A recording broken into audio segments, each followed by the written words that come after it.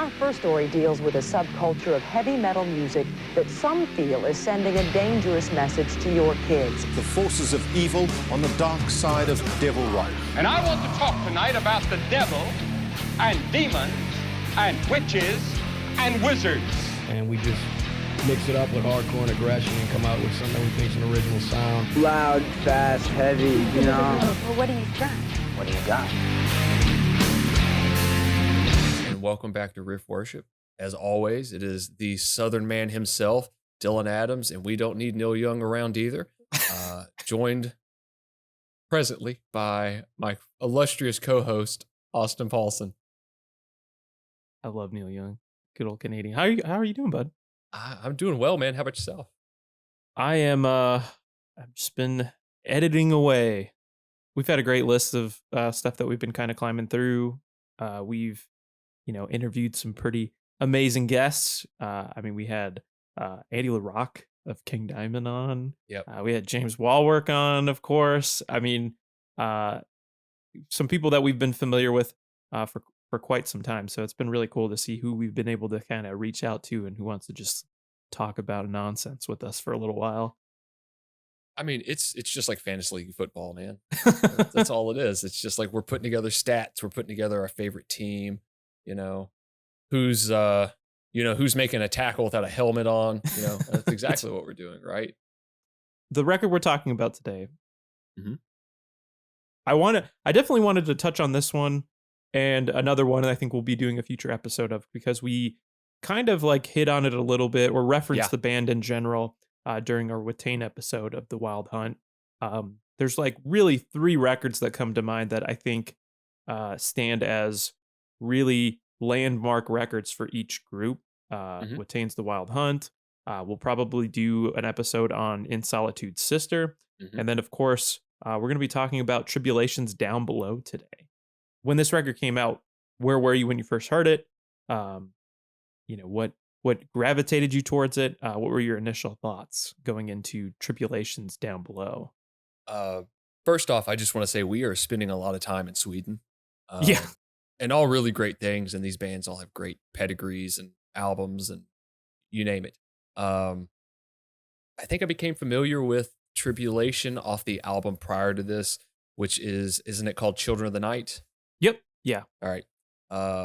Came familiar off that record, and I had heard that record, was like, this is cool. It's a blending of different things. I don't know why this album, when the first single, which is The Laminate, released, I don't know what it was about it in particular at first, but it drew me in. Maybe it was the video, which is this very like kind of bleak, gothic textured theme. They all kind of look like Poison dressed as vampires, and that's not a slight. It's just like, all right, this is cool. It takes the aspects of black metal with some of the subject matter and the corpse paint, but brings back that almost merciful fate kind of vibe to it, which is what I really loved about the first Ghost record. And it brought that back in. Fellow Swedes, man. Exactly. Arena band now. Look at them. Yeah. Big band. And it brought in that kind of rock and roll vibe. I know that's very kind of cheesy to say, especially in certain aspects of it, but it brought a rock and roll vibe, almost like made me think of the Cult a lot. Made me think of the Cult, but it also still had that like black and roll kind of thing with the vocals and the approach, but there were traditional song structures. The guitars weren't like extremely gained out. They weren't just, cranked to 10. There was articulation in the guitars. You could hear every note. It was just catchy overall. The vibe of it, the sound, the production is very natural sounding. It's obviously been recorded with modern technology, but it sounds really good, really warm. And just hearing that video or hearing that song and watching that video, and I might have even forwarded the video to you. It's like, hey, check this shit out. Like we've got to really get up on this. And, the record came out and it was great. Just had added a lot of tinges of goth rock to it. It hit me the same way really hearing the Enlightened Eternity album by Spirit Adrift did. Like, it was just the right album at the right time. And that was a period of time where I really got into songwriting in this form of music, as opposed to just, here's a riff, let's play off of it. Yeah. And they did it really well. I haven't listened to this album in a while, and we started talking about it again and went, God, this thing still holds up. So It really does have like kind of when we were talking about the Wild Hunt, there is such a focus on songwriting, and it really isn't and I've heard a lot of people say this as well, that it's not complex really. No, I think there is just kind of a really scaled down good foundation but there is like all the fun guitar stuff that you would really want out of a record. Everything is thought out super well. There's a good mixture of different sounds that we'll be getting into as well. But I wanted to touch on, because you mentioned Children of the Damned before this record. And I feel like there is kind of a similar vibe. Maybe that's just a more, there's more exploration into this kind of goth rock and black and roll and, psych rock. I've heard just a number of phrases being used to describe what this record exactly is. But if you go back to like the first record, what is it? The Horror, I believe. Yes, just old school death metal. If you were to jump from that first record to this record, it would be such a wild contrast. But there is like kind of an evolution that got us there. The last record certainly was like, okay, this is interesting, but now you kind of full on. They fully leaned into this like weird Nosferatu, Interview with a Vampire fucking vibe. Yeah, and we got Down Below. So this album was released on January 26th of 2018 through Century Media, which of course is a name that keeps coming up in these episodes. Obviously releasing The Wild Hunt. They released Children of the Damned before this. Couldn't exactly find the middle record just because it doesn't seem to be on any sort of streaming. The Formulas of Death from 2013. The Horror in 2009, I think you kind of mentioned off air, was like a very small label. I want to say it's Nightbound Lamentations record. So probably a really small Swedish label. I'm sure if we did some digging, we'd probably find other bands that we're familiar with that had some sort of connection to that. Mm-hmm. But that is a very raw, almost old school sounding death metal record that came out in 2009. Which was not a period of time where that style had found its resurgence like it has within the last 5 years. Probably just a bunch of guys that were really into some of the early Swedish death metal, some of the early Florida stuff. Morbid Angel's probably been thrown in there a lot. Entombed, Dismember, you name it.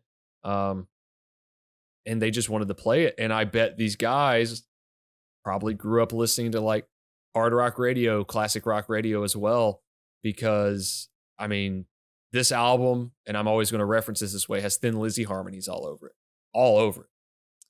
it. It's funny that you mentioned that too, because those like hard rock elements of the band, without really knowing it, before I knew this band, I was very much into a more traditional, like I loved thrash metal. I love like almost like that new wave of British heavy metal, those traditional kind of bands that were rooted in this. And there was a wave of them maybe a few years before this point. You'd had bands like Cauldron, but you also had another band called Enforcer that I was very familiar with. And they had that kind of like twin guitar style attack. And lo and behold, at least one member of Enforce, one former member of Enforce, is on this record. His name is Adam Zars, the rhythm guitarist. There's a current member, Joseph Thole, who was also a ex-member of Enforcer that is currently in the band now. So it makes sense to me, knowing a little bit about that band with some of those like guitar influences. You're clearly going to have that a kind of a similar mindset when you're constructing songs and whatnot. Yeah. And it's almost like, and I've seen this with quite a few different bands that have broken up, gone away, disbanded, and they go on to form another project. It's almost like they take the things they wanted to put in that original band that they couldn't, or maybe they couldn't fit in, and they bring it in and they go, finally I get to dig in and do this. We've talked about how this album has a vibe to it. This whole thing has a vibe. You mentioned it with the interview with the Vampire meets Nosferatu. There's definitely a vampiric theme with this band's whole catalog, all the way back to the horror. There's a song called "The Vampire" there. There's a candelabra definitely in the studio. Well, yeah, someone's got a puffy red velvet shirt or something like that. Someone's looking like Hugh Hefner or Larry David. It's a vibe that you say Larry David? I sure did. I've been watching a lot of Curb lately, man. I've been out of work for a month. I've been watching anything. I thought you were talking about the Hustler guy for a second, but then you said Larry David. I was like, Larry David. Larry Flint. Oh. That fucking bridge troll. Sorry, anyway. Larry Flint's in the studio with Tribulation. You got to pay the toll. So there's definitely like a very gothic and almost a very English kind of vibe to this record in a very strange way. Vampires, dragons, graveyards, you name it. It's like putting on some sort of old Universal monster movie with all the gothic overtones to it. It's got a great vibe. You could probably put this record on as well as much of their catalog and read, any sort of old gothic literature, and it's going to fit the vibe. As you said, light up the candelabra, it's there. It's we're obviously, making a couple jokes about it, but like we both love this shit. Oh, we both love it. We love it. Bring it on. But the dragons are throughout the whole arc of it, but that ties in with the whole lore of Vlad Tepes as well. So I'm sure that's tied in. There Be Dragons is the actual final track on the album, aside from the bonus track. Right.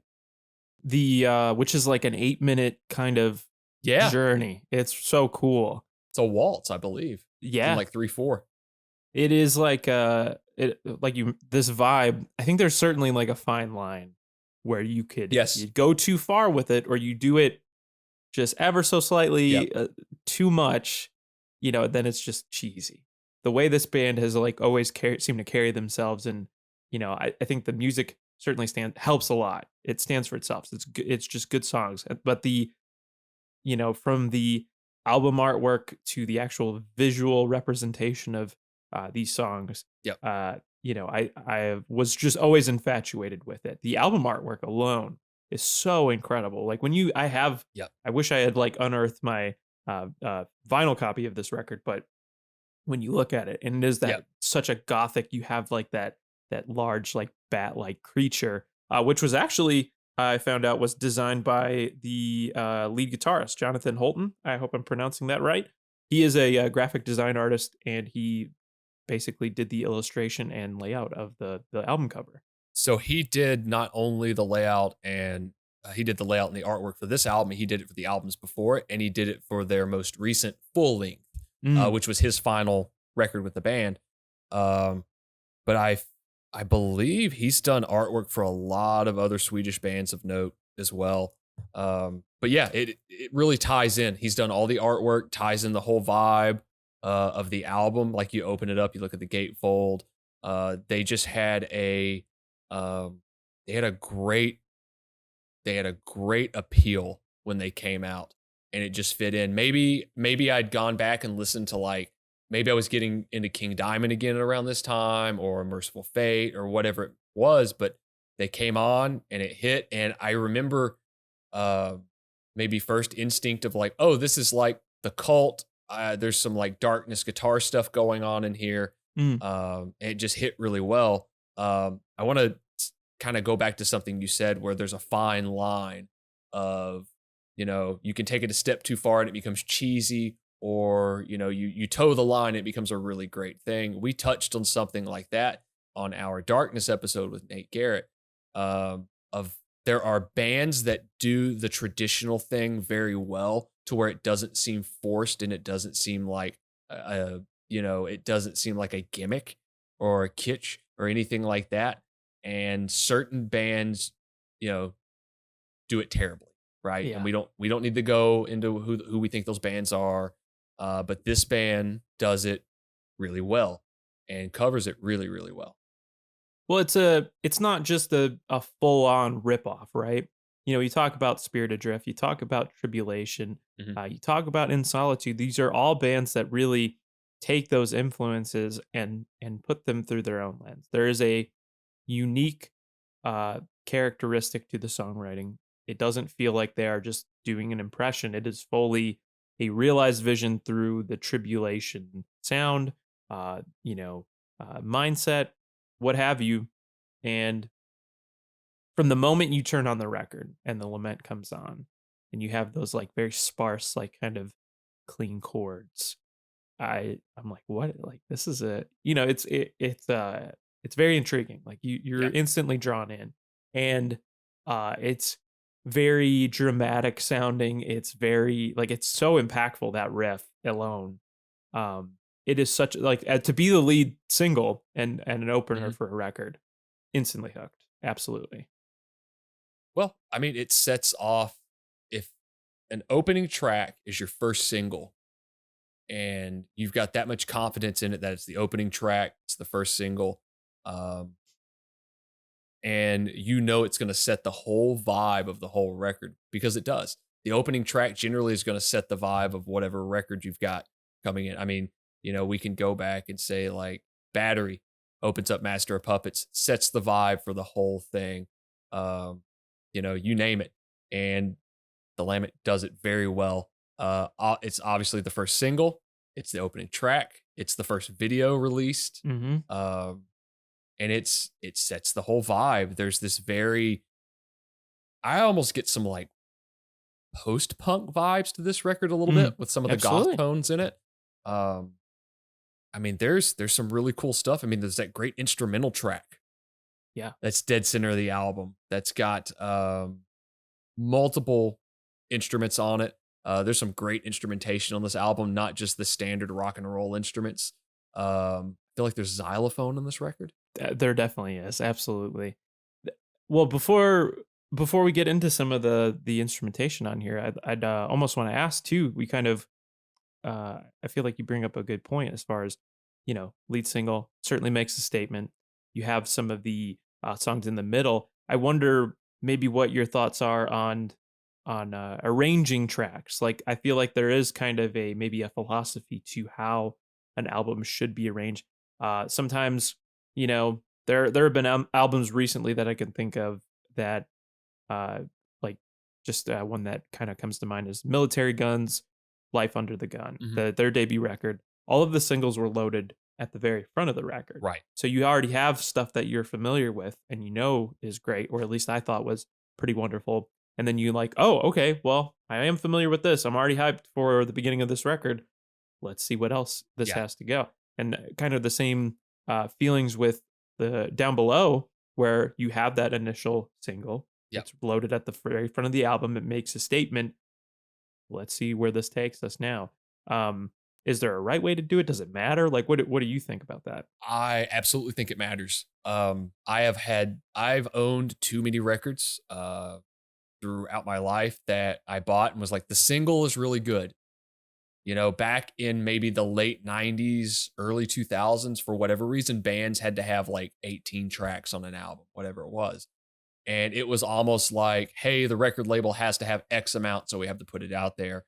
And you would get 18 tracks, and the single would be like, here's track 4, here's track 9, here's track 11. You're gonna go and listen to those singles first, then you have to go back and listen to the album.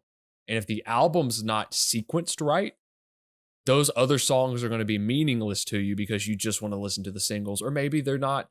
Maybe some of the other songs aren't as catchy. There is an album that is completely opposite to this form of music. Killswitch Engage put out an album in 2006 called As Daylight Dies. It's got great songs on it.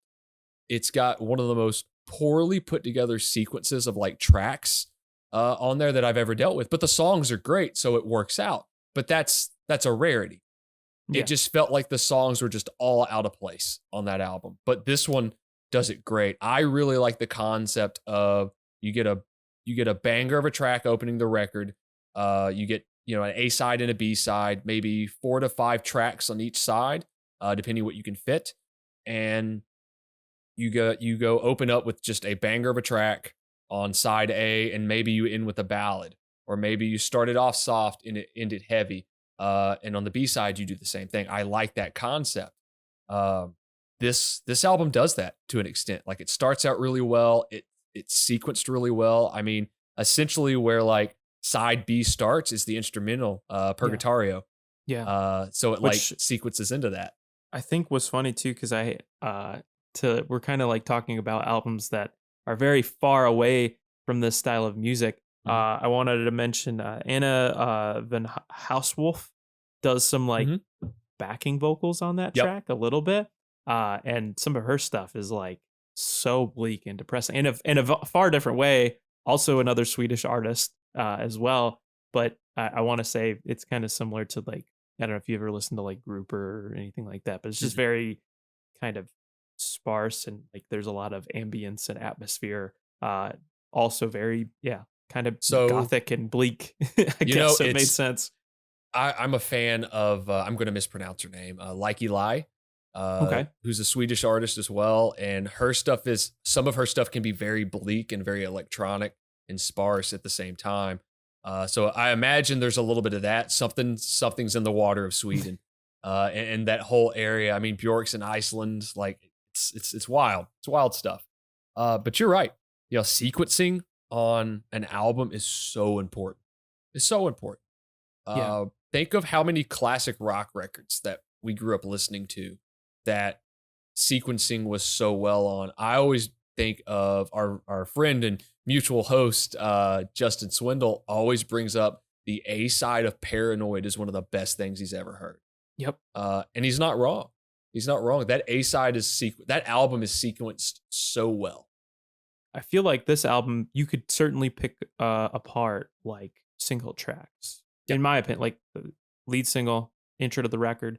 You also have like songs like Lady Death, Here Be Dragon. So I like individual tracks, but I feel like it is just organized in such a way where it is able to work as not only as different, it is able to work as separate songs, but also a whole piece. Like, it just flows so well as a whole record and should be enjoyed in that way. Yeah. It's just so impactful the way everything is kind of laid out for you here on this album. I agree. And as you know, I am definitely more of an album listener guy, and that's how I kind of judge what I'm listening to. I base it off like, hey, this is a great album. Every song is really well. Every song's written well. Some songs maybe lack a little bit, to whereas I'll put on something and go, hey, there's 3 tracks on this record that are worth listening to. This could have been a single, a 7-inch, an EP, whatever. I definitely don't feel that way about this record. I feel like I can pick out any track, put it on any sort of mix, put it on any sort of playlist, and enjoy it in its own merit, but also know that I can put this album on, having coffee in the morning, and just listen to it all the way through and know that like, this thing's just going to fit the vibe. First thing in the morning, having coffee, getting my brain right. Absolutely. Kind of talked about earlier, this is songwriting is, I feel like they really cut the fat on this one. It just, everything makes sense.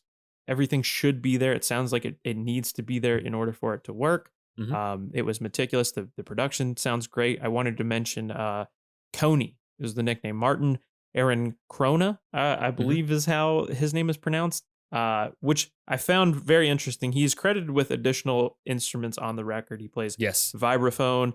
There's a tone generator and a piano, but what was most notable to me, just kind of going through some of his catalog, is that he produced and mixed In Solitude's Sister just a few years earlier. So it's all connected, man. It all makes sense. So I want to touch on what you said about his kind of production work. Obviously, he did In Solitude's Sister. He did a band called Obliteration, which kind of slips into the cracks, kind of a traditional Swedish sounding death metal. Niflheim, which is a black metal band. I'm sure I am butchering the pronunciation of that band. A really cool band that I don't think enough people talk about called Vampire, that he produced, that came out with it was a band that's kind of in this same vein. Maybe it listens to a little bit more Motorhead, And just great Swedish bands that guy's got his name attached to. Another thing I wanted to bring up is it's mastered by Magnus Lindberg, who is in Cult of Luna, another Swedish band. There you go. And Cult of Luna is like post metal, if you're not familiar with them. I want to shout out to Chaz Lee, formerly of Demeanor. He's a big Cult of Luna fan, and he got me into them years ago.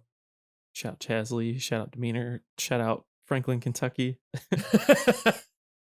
Couple other names that I saw on here, the engineer, or at least one of the engineers, Linus Bjorklund. He's the lead guitarist of Lucifer, which is, I think, initially started in Germany, but it is a Swedish-based heavy metal band. Yep. Which maybe most notably has a former member of Entombed and the Helicopters, of course. Yep. Nick Anderson. Nico, yeah. Yep. They're certainly tapping into the talent of the area. They all know each other. They're all, working with one another. There's some incestuous like band stuff going in there. This is very reminiscent of like the NOLA sludge scene as well. A lot of like incestuous bands. Talking about the sound overall of this record, the one thing I really like is you can hear every single instrument, even some of the added instrumentation for layers. You can hear every guitar track. It's 2 separate tracks. I'm sure there's more. I'm sure it's multi-layered guitar tracks, but there's 2 distinct guitar players. What I like about this is that it feels like and sounds like in certain parts of it, they're not playing exactly the same thing, which is great. And I don't mean just a harmony. I mean like one person's playing a bar chord while somebody else is playing a traditional chord in that. You can hear the drums sound very organic, very natural. It sounds like a real drum set. It's not so hyper compressed and quantized, and it does feel like there's some breathing room on it. You can hear the bass. It does what a bass guitar should in this form of music, which is just hold the fundamental and stick out and lock in with the drums. I'm always a sucker for a band that the bass player's the singer in. That's Thin Lizzy, Motorhead, many other bands that have done it. And in this traditional sense, it works really well. Even the instruments that they choose, I believe it's a Les Paul. It's an Epiphone Sheridan, I believe, that's being used. I think it's a Rickenbacker bass. Don't know much about guitar amps, anything like that. I just remember those from the video and just going, okay, this is cool. Not really traditional kind of death metal instruments. Typically it's like BC Rich or Ibanez or something like that. But you get those more old school, like vintage rock and roll kind of instrumentation there. It's really wild when you go, okay, it just adds to that almost dug up out of the coffin vibe that these guys have. So we've been kind of talking about this kind of classic vibe a little bit in a way, taking some of these influences, and why now, in 2018 this worked so well, I'm not exactly sure, but just to kind of rifle off some names of like other albums that came out this year, just to give some people some context. I mean, this was a pretty great year for underground aggressive music. I mean, we had another Swedish band, of course, Ghost had a prequel that came out that year. We had Sleep with the Sciences. Judas Priest released Firepower this year. Behemoth, I Loved You at Your Darkest. Yob, Our Raw Heart. Portal had Ion, High on Fire, Electric Messiah. So I want to touch on that High on Fire record. I don't mean to cut you off. They got a Grammy for that record. Yeah, absolutely. They got a Grammy. So to add to that, something was definitely going on with like extreme metal or traditional sounding extreme metal in there, because a lot of those bands are very like old school sounding, like Chemist, Dissolution. A lot of these albums are very old school, kind of hard rock rooted albums, just with a different twist on them. Yeah. We also had Cult Leader, A Patient Man, Thou released a record that year, Tumult, Manner of Infinite Form. So I totally agree. There is something about, those classic elements that work if you do it well. Again, if you just are doing it in a way that still is unique. It's not that, I think, again, to bring in our third unofficial host, there's 12 notes, man. What are you going to do with them? It's been done before, just how you kind of reorganize it. Yeah. Black Sabbath has done it. What's the line? What's the old quote? No matter what you play, if it's faster, if it's slower, you're just playing something Black Sabbath. I'm sure it's something to that. Exactly. And so, again, it worked, right? So this record comes out. I mean, it hit the Billboard charts a little bit here. Billboard's U.S. Heat Seekers album chart at number 4. That's like breaking and entering bands. Billboard's U.S. Top Tastemaker albums as well, number 9. I kind of had to look this up. So it was like the top selling albums each week based on a panel of influential indie stores and small regional chains. I don't know if do they really even do that one anymore? They kind of change in and out. Man, the charts are so wild now. A lot of them don't even matter. And it's more so, yes, album sales do matter to a point because the music industry still measures things like that. Also, opening week is still a big deal for bands because that determines what type of touring they're going to get, that sort of thing that helps them out. But the charts are so wild now that it's hard to even tell. It's great to see like extreme bands debuting on the Billboard 200. But you can, I'm sure that's got to be bittersweet because you can debut on the Billboard 200 for selling like 600 copies or something like that now. Yeah. And that's not a slide against any band that does that. But I'm sure it just has to be a bitter pill at that point because album sales aren't really the thing anymore. Touring. You mentioned touring. Yes. Touring was a huge thing on this record. I thought 2018 U.S. tour with Paul Bear. They had just put out Heartless in 2017. It was kind of like a late summer, early fall tour. Awesome. I mean, just two bands that, again, are bringing forth their own version of kind of a traditional sound. Yeah.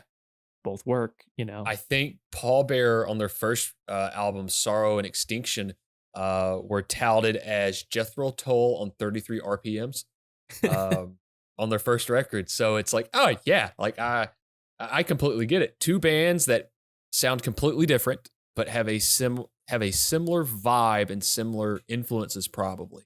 That would have been a great show to see for anybody. It looks like they definitely did some European touring as well with a little bit more blackened influence on the European side with Galsword and Uada. Uada being from the States, Galsword being, I'm sure from Norway, if it's got who I think is in it. I believe it is the former Gal from Gorgoroth. Oh, yeah. I believe that was his band at one point. So, I mean, again, similar vibes, but different taste. That Uada band, I want to say, even appeared when I was kind of doing some research and just seeing kind of the reception of obviously the Tribulation hit the charts a little bit here, but in underground circles, if you rifled through a Decibel or some of these like best albums of the year, Tribulation was certainly up there. I think this record maybe appeared at number 2. Uada right underneath number 3 for Cult of a Dying Sun. I mean, it definitely shows that 2018 was a year of like tradition. Because even that Uada album, Uada, whichever, that album and that band has that band's got like Iron Maiden harmonies in it. Oh yeah, I actually haven't listened to this record. So that record's cool. I really enjoyed the album that came after that. I believe it came out in 2020. I enjoyed that one a lot. They are on the cusp of dropping a new record within the next couple months. Looking forward to that. But a great band. Like they made the right decisions of the bands that they wanted to tour with or could tour with on this album cycle. And it definitely seems like they toured with the right bands on the album cycle before it to help them out with this. Living in the States now is a bit harder to get these European bands in because everything has gotten so expensive. So hopefully we get to see some touring from this band in the near future and maybe, definitely make a point to go see them if you dig this type of music, because who knows when they're going to come back. I know they've done a few tours since this album. Shout out to the album that came out in 2021, which is Where Gloom Knows No Name. Where the Gloom Becomes Sound. Okay, Where the Gloom Becomes Sound. Fantastic album. Yes. Almost sounds like a slightly more polished version of Down Below. great record, same vibe. I'm surprised. I wouldn't be surprised if we talk about that record at length somewhere down the line. Yeah. Because it was like it was this same formula taken forward and just tweaked a little bit more. And that's the type of progression I like to see from a band. Definitely loved it. Definitely kind of a similar vibe, just an evolution of this kind of style. We also got an EP back in April through Century Media from the band, Hamarsha, which featured a couple original songs and then a Blue Oyster Cult cover, the title Vengeance, the Pact. But yeah, and so, I mean, I feel like we're kind of just being primed up for something new potentially in the future. It's been enough time. I hope to get some, like, just another full length. You had mentioned they did some touring on this as well. Yeah, it looks like they toured with Watain and Abath in Europe for the EP alone. So I mean, there you go. Two bands with two similar vibes, two separate sounds. Obviously, we've touched on Watain, on what they sound like, and Abath is like this great arena ready kind of black metal. And he was an immortal forever, so I'm sure you got some immortal tracks, sticking in there, as well as stand-up comedy. I mean, that's one of my favorite people to watch interviews from. And what is it, the Aggressive Tendencies interview? Oh, with he him and Matt Pike. Cooked. Holy shit, dude! Oh my god, sweat, like, just right off of a show too. Oh, like sweating buckets. The corpse paint just fading off his face. There's a couple of those solo records that are fantastic. I'd love to discuss at length one day. I guess I'd really like to round things out with asking, what we're kind of like 5 years after the release of this record at this point. So much has occurred. Obviously, a big year. There's a ton of landmark records for a variety of bands of different genres, subgenres of metal. What makes this record stand out in their discography? Why is this such a lauded album for you? Like, what keeps you going back to this record? Initially, it's the vibe. It's the vibe and the songs. It's as simple as that. I felt like with the album prior, Children of the Damned, that album was a little long. It played a little long. You touched on it and you said they trimmed the fat for this record. As you've heard me complain throughout the years, if something's too long, I'm like, all right, come on, like, trim it up. There's still gristle on that plate. Yeah. The old 96. There we go. This was a lean 96 ounces. Children of the Damned is a great record. I'm not knocking that album because it's a great and fun record to listen to. But you're right. It's almost like they trimmed it down. They almost pulled the Injustice for All move where Metallica played title track of Injustice for All and they saw people yawning and they went, we got to fix something here. It's almost like maybe they had some sort of epiphany there and went, let's just write something a little bit shorter, something that maybe sequences together a little bit more. I just come back to it because it's a fun record to listen to. It's as simple as that. I wish I had some, far more reaching, definition of why I listen to this thing, but it's just a fun record to listen to. You can listen to it in any facet. It's a great record to show somebody that is not necessarily into extreme music, and you could put it on and they're going to go, hey, I really dig this.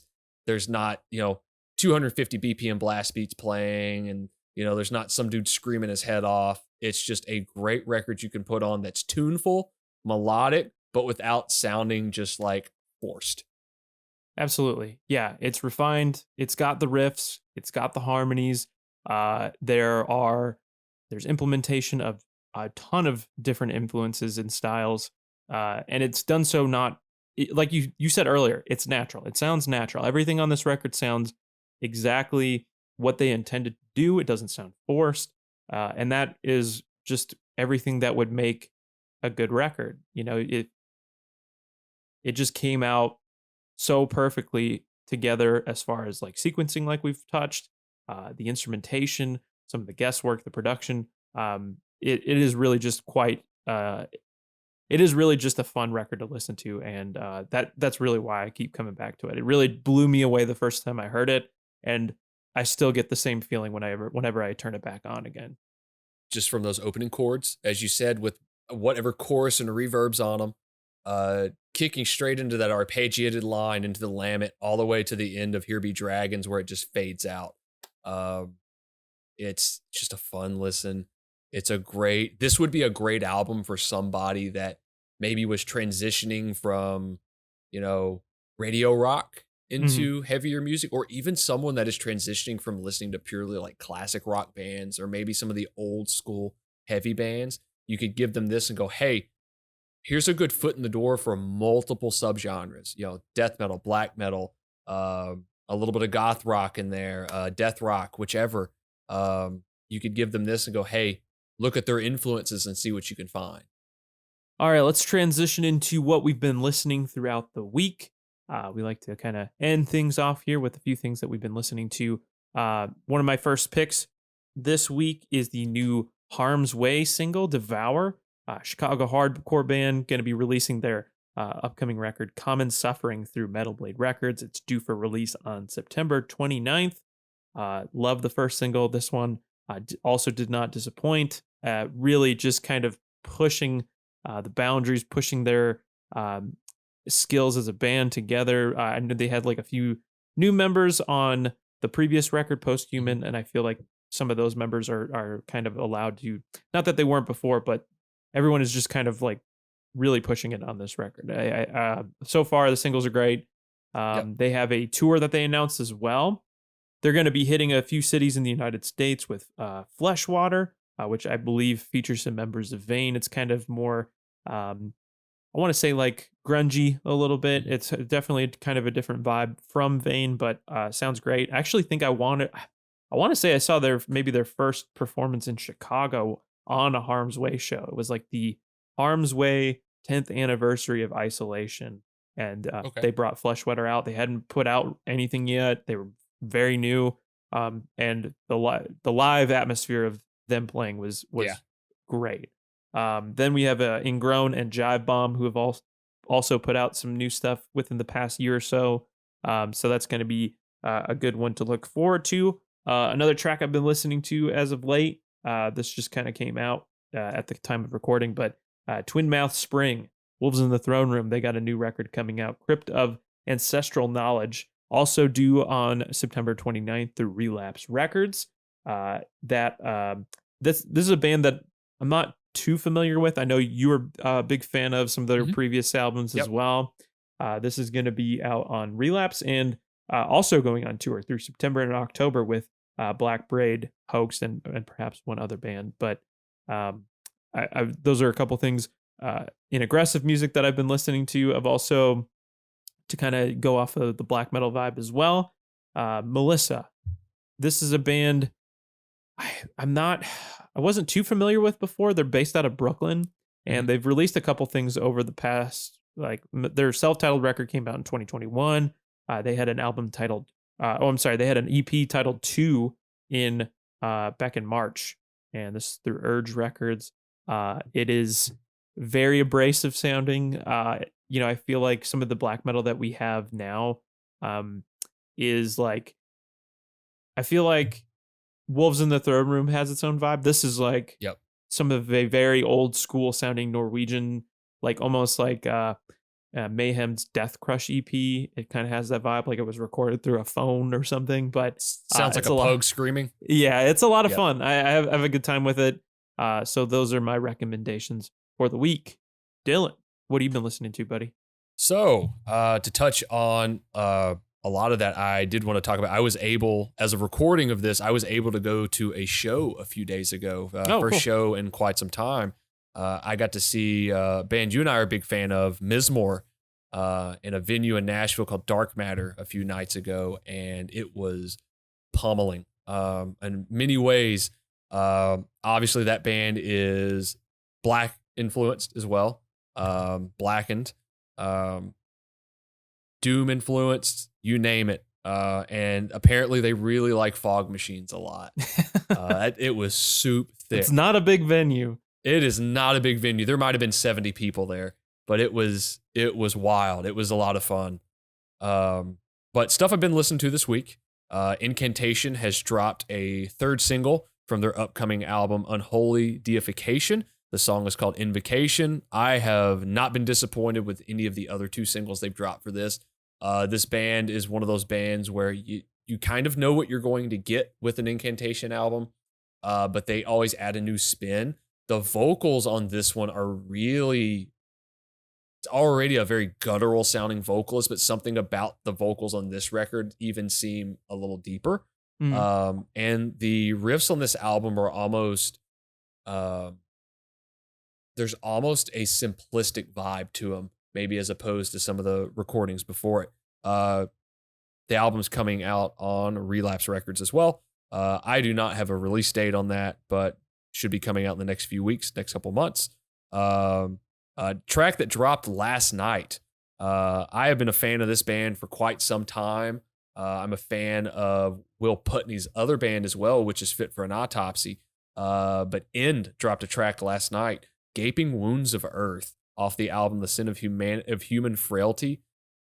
Man, that is, what a way to drop a track like that. Like drop it at midnight and just like, oh man, I'm getting ready for bed. Oh, I'll check this out. And like your head's just fried through the wall. The Harm's Way track and that End track dropped at the same time, basically. And it's late, but I stood up like a good little boy, and I just was like, oh boy, here it comes. And both pummeling.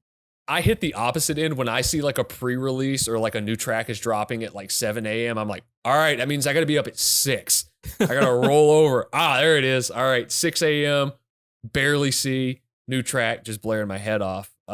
And a third track I wanted to touch on is in our Darkness episode with Nate Garrett from Spirit Adrift. He dropped a band called Green Lung, and they happened to drop a new track a few weeks ago from their album This Heathen Land. The track is called Mountain Throne, coming out on Nuclear Blast Records. And that is a really cool, kind of old school sounding hard rock heavy metal song. Definitely, I would say in vein of, I mentioned this off air, but for whatever reason, it makes me think of the Eagles in some strange way. I'm sure someone is going to hate me for that.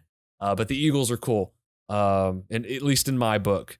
And the last thing I've been listening to this week is Bad Religion Suffer, which came out in 1986 on Epitaph Records. It's 26 minutes. It's one of my favorite things that band has put out, and they're really intelligent. I mean, the lead singer is really intelligent, and it's just great lyrics, cool melodies, kind of skate punk stuff, but it's just really cool listen, kind of a different route from what I normally listen to. Perfect. Well, that's all we got for this week. We'll be back next week on Wednesday, as always, with a new album, potentially another guest here on Riff Worship. You can follow us for any updates on the show at Distortion891, as well as our Riffs on Repeat playlist. And check out our live show that airs every Monday from 6 p.m. to 8 p.m. Central on FM 89, WONC.org, and the iHeartRadio app. For myself and Dylan, see you next time.